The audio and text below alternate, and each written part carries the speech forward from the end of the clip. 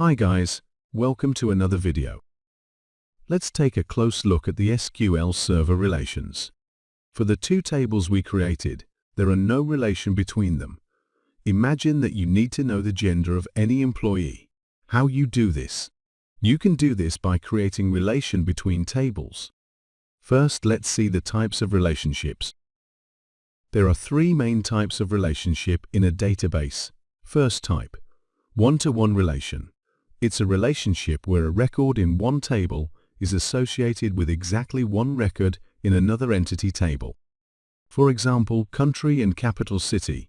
Each country has exactly one capital city. Each capital city is the capital of exactly one country. You can implement a one-to-one relationship in a database is to add a new column and make it a foreign key.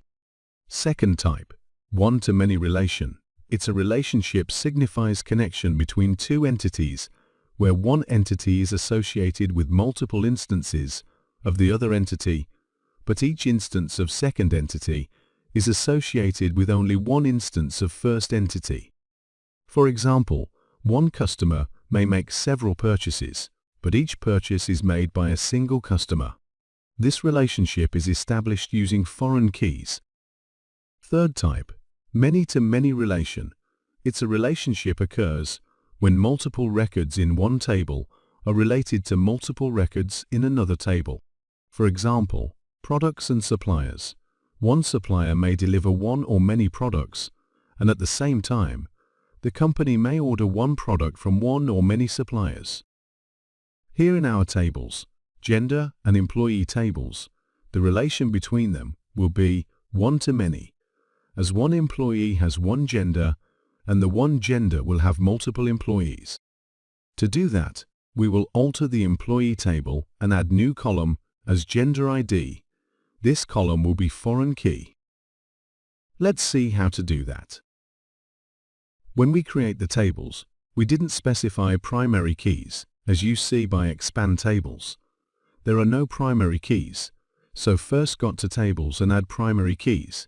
We will use alter command on query write, alter table gender add primary key, open brackets, and put ID then close brackets. Do the same for employee table by write alter table employee, add primary key open brackets, and put ID then close brackets. Now you can see primary keys added to gender and employee tables. Now we need to alter employee table to add gender ID column as foreign key.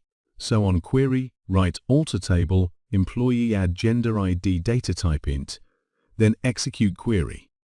By refresh the table, you will see gender ID column added.